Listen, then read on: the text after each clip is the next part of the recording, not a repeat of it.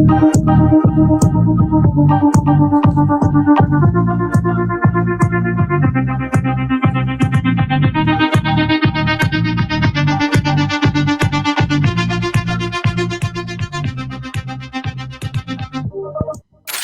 estamos ante una simulación, me parece a mí grotesca por parte de muchos colegas periodistas en estos momentos, mi querida Yasmín. Hablar de censura cuando evidentemente se puede expresar lo que uno desee en la plataforma que uno desee, sin peligro y sin temor de que el brazo del poder pues caiga sobre uno, es un asunto que no podíamos vivir hace 5 años, hace 6 años. Quienes hemos conocido en carne propia los efectos de la censura, sabemos, por ejemplo, que una llamada del director de comunicación social de Felipe Calderón, un sujeto llamado Maximiliano Cortázar, era suficiente para acabar con un proyecto como Grupo Monitor. Quienes vivimos de cerca los manotazos del poder en la era de Vicente Fox, sabemos que una llamada de Marta Sagún es suficiente para amedrentar a periodistas pusilánimes como Federico Arreola y desmantelar un proyecto como Milenio, un proyecto crítico, para que Marta Sagún no estuviera enojada porque se ventilaron los costos de sus toallas en Los Pinos. Quienes vivimos en carne propia los efectos de la censura por indagar los negocios de Margarita Zavala y su hermano Hildebrando con el INE, con el IFE, las cuentas secretas de los hermanos de Margarita Zavala.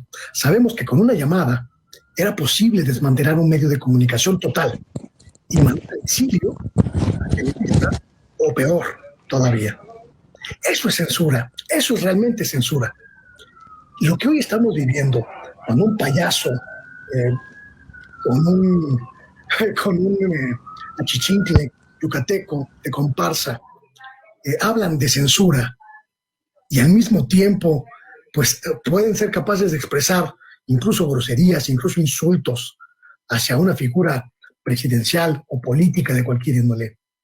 Estamos hablando de una verdadera pantomima, mi querida Yasmín, porque la censura, cuando realmente se vive en carne propia, significa que no tienes capacidad ninguna para decir tu palabra ante la gente y corres el riesgo de quedar en la cárcel, de ser exiliado o de ser asesinado. Eso es censura.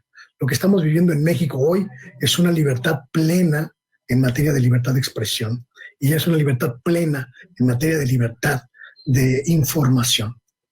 Pero también estamos viendo un juego en el que los medios de comunicación aceptaron ser instrumentos políticos.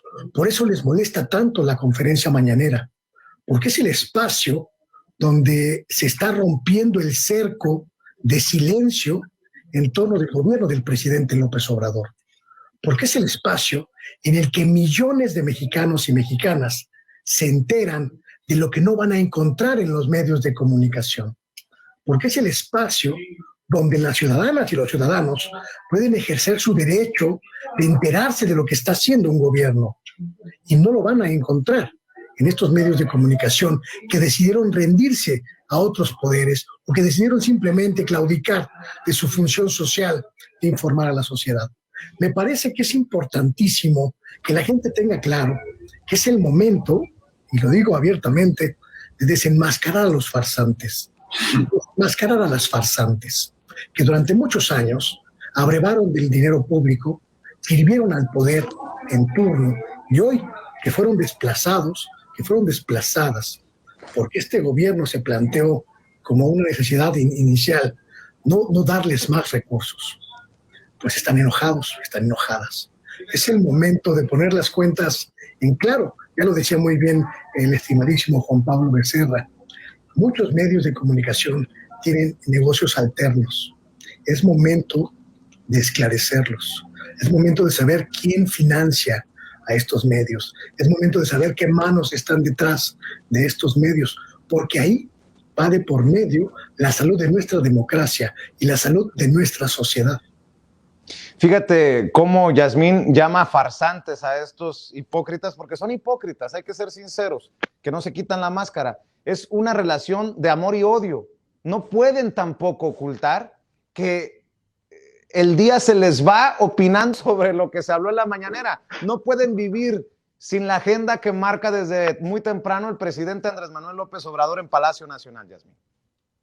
Sí, lo decías hace un momento. La realidad es que desde la mañanera hemos visto las últimas semanas, particularmente, cómo se ha ido desmontando precisamente esta simulación de la que habla Luis Guillermo, esta pantomima de la que él se refiere, y precisamente él toca un punto muy importante. Hay que saber quién está detrás, quién financia y a qué obedecen esas campañas. Una campaña constante de desprestigio, y aquí yo creo que remontamos a eso de lo que estabas hablando hace unos momentos aquí en el programa.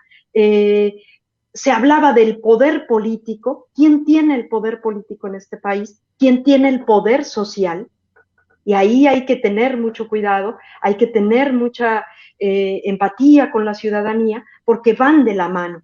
Y aquí lo más importante es quién tiene el poder económico. Si bien desde presidencia se ha tirado siempre este mensaje de separar lo político de lo económico, aquí lo estamos viviendo. Los medios de comunicación obedecen a ese poder económico. Definitivamente, y con mucha valentía vamos a escuchar lo que expone Juan Becerra Acosta, a quien le mandamos un saludo en Capital 21. Juan Becerra Acosta habla precisamente de una serie de conductores, comunicadores que se volvieron casi actores en lugar de periodistas. Si te parece, seguimos en Cuarto Grado. Los datos que se dieron al inicio del gobierno, el presidente, sobre los montos que varios periodistas recibían de la presidencia, ¿no? ¿Te acuerdas de esos datos? O sea, eran impresionante lo que recibía, por ejemplo, Carlos Loret, y te ponías a ver a los grandes de aquel entonces, o los más conocidos, ¿no? Joaquín López Dóriga. Pero había una serie interminable de comunicadores o de conductores de noticias, no necesariamente periodistas, porque leer un prompter pues no es hacer periodismo, es el transmitir un mensaje a través de una pantalla, es más histriónico que periodístico, me parece, y resulta impresionante la cantidad de dinero que se estaba repartiendo. Y en una época además en la que el chayo dejó de darse en sobre y proliferaron los sitios de internet de estos periodistas a modo en que publicaban pues no análisis, sino síntesis de lo que iba sucediendo. Se robaban de un periódico las primeras planas y de otras noticias y metían, copiaban, pegaban. Y entonces lo que era una fachada a la institucionalización del soborno. Y el chayo dejó de ser chayo como tal y se convirtió en pago, en factura, porque recordemos aquí rápidamente que el nombre chayo proviene de un asistente de presidencia que se llamaba Rosario, que era la encargada de meter en un sobre el dinero que les daban a los periodistas para que callaran o para que hablaran algo a modo. Y entonces, pues estos periodistas salían de Los Pinos y decían, oye, ¿y cómo te fue con el chayo? Y esto dependía del grosor del sobre. Si había un sobre gordo, pues es que le había ido bien con el chayo, y si no bajito, ¿no? Y ahora pues ya fueron transferencias, ya no fueron sobres, y dirigidos a estos cuates que hicieron sus sitios web, y muchos de ellos, o la mayoría, o casi todos, son quienes ahora señalan un ataque a la libertad de prensa, no los mismos que estaban en esta lista. También recibieron créditos por parte de la banca de desarrollo. Ustedes se acordarán, por ahí hay uno al Financiero de $100 millones. Cuando me pongo a calcular cuánto dinero es $100 millones, no me cabe, no me sale, no entiendo en qué te puedes gastar eso. Y hay otro periódico, por ejemplo, ya lo mencionabas, El Universal, que hace unos meses publicaron una especie de sincronía, entrevistas a periodistas, en lo que bien dijo el presidente, en una campaña en contra del gobierno. Y entonces periodistas que no escribían para el Universal, que jamás han escrito, pues ahí los veíamos, ¿no? Siendo entrevistados, y les preguntaban pues qué opinaban de la libertad de expresión y de la libertad de prensa. Y Y no era más que otra cosa que una campaña en contra del gobierno. Y una entrevista en la primera plana en Universal a un columnista del Reforma, ¿cuándo se había visto esto? Ustedes lo habían visto en alguna ocasión. Y aquí hay intereses que están unidos, por eso lo pudimos ver. Y a mí me suena una estrategia de cerrar filas ante lo que dicen que es un ataque, porque se están sintiendo atacados. Y sin duda, claro que se les está atacando, pero no en el ejercicio periodístico ni en la libertad de expresión, sino en los negocios jugosos que precisamente hacían desinformando. Entonces no me parece que exista de ninguna manera un ataque a la libertad de expresión en México. Y nada más hay que ver los periódicos para percatarse, pues, de qué es lo contrario, ¿no? Ataques a la libertad de expresión cuando el gobierno, les digo, tenía el monopolio del papel, cuando lo que mencionabas con Gutiérrez, cuando Echeverría atinó en el 76 el golpe a Excelsior, cuando lo que le hicieron a Carmen Aristegui, la sacaron del aire. Lo mencionaste, digo, hace rato, cuando sacaron a Gutiérrez Vivó, cuando tomaron la antena de CNI en el Chiquihuite, ¿no? Cuando le hablaban al director de algún medio para exigirle la renuncia de algún colaborador incómodo, ¿no? Hoy los que critican ejerciendo su derecho de expresión están al aire.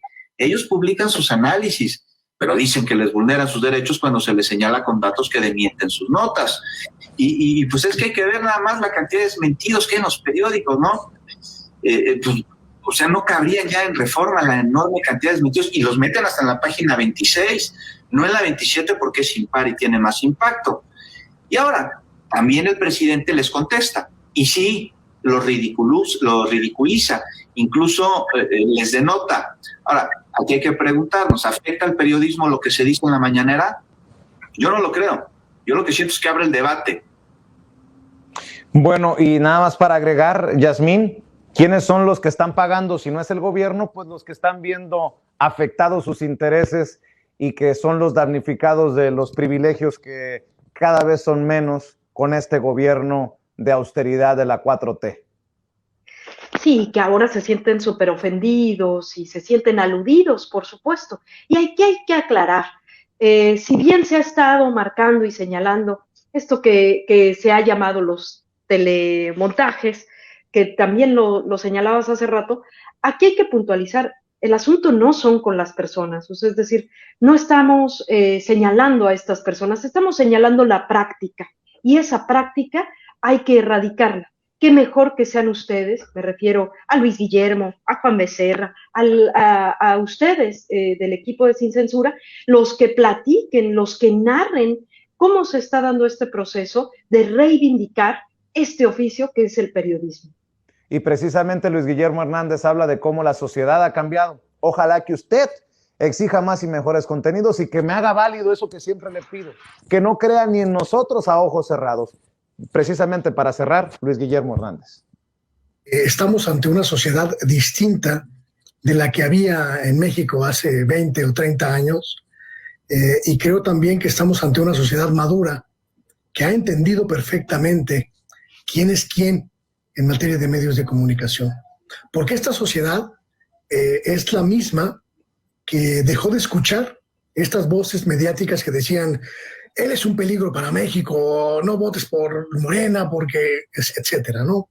Estas mismas voces que se cansaron de vociferar la catástrofe, que se cansaron de predecir el apocalipsis a partir del 1 de diciembre de 2018, y que son las mismas que hoy siguen gritoneando que hay censura, que este país se desploma, que no hay vacunas, que etcétera.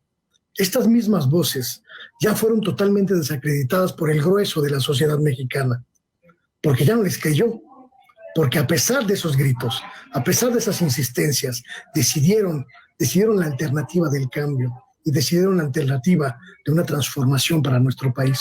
Eso es una gran noticia para todas y para todos, porque significa que estamos maduros, que estamos maduras ante una nueva realidad en la que los medios de comunicación ya no inciden necesariamente en una buena parte de la población, y que ahora esa población, esa sociedad puede buscar nuevas voces, nuevas alternativas que le ofrezcan un panorama mediático distinto, un panorama informativo distinto del que ha prevalecido durante las últimas décadas en nuestro país. El gran reto es construir espacios para esas nuevas voces. El gran reto es incorporar a la gente, a la sociedad, a esta gente que está opinando aquí en el chat de nuestra transmisión y que está exigiendo no solo ser escuchada, sino también ser interpelada por nosotros y ser difundida por nosotros. Es el reto de que el nuevo espacio informativo incorpore a las audiencias, incorpore a la sociedad y masifique y democratice el acceso a los medios de comunicación de la sociedad. Y me parece que ahí hay mucho trabajo por hacer. Yo le tomo la palabra al queridísimo Juan Alberto Becerra, porque me parece que es eso, el futuro, crear nuevos espacios, salirnos de este nicho contaminado y un poco en la podredumbre que es el nicho de los medios mexicanos de comunicación y buscar aire fresco, aire limpio, más allá de este pequeño espectro tan contaminado. Y creo, sin duda, que si lo vamos a lograr, va a ser tomadas de la mano de la gente que está allá afuera exigiendo espacios nuevos para conocer su realidad. Bien dicho, Luis, chingón el análisis de Luis Guillermo Hernández. ¿Con qué reflexión cierras, Yasmín? Fíjate, un poco lo que a donde nos lleva de inicio esta reflexión que hace Luis Guillermo es precisamente esto. Y con esto concluiría. Es decir, hacia dónde está el ataque en este momento, quiénes son los que están saliendo a defender esta forma de hacer periodismo, por decirlo de una manera, son precisamente los que tienen todavía de manera acorralada el poder económico, una parte del poder económico en nuestro país. Es decir, y por el otro lado está quien tiene el poder político y el poder social. Lo hemos vivido. Desde el 2006 vivimos una guerra sucia tremenda y orquestada desde los medios de comunicación. Ahí estaban atacando al poder social. También desde el 2012 había una exigencia social de democratizar a los medios de comunicación. Y por supuesto que hoy, en el día de hoy, es hacer eco de esto que hemos visto en la mañanera y seguir escarbando. Tiene que haber un debate, pero un debate informado. Estoy de acuerdo. Yasmín Ugalde, te mando un abrazo. Como siempre, es un placer compartir contigo los viernes por la noche en Sin Censura Nocturno y este Cuarto Grado. Hasta luego, Luis Guillermo, a ti y a quienes nos están viendo en tu programa. Claro que sí, le mando un abrazo a Yasmín, al Fisgón y a todos en el Instituto de Formación Política de Morena.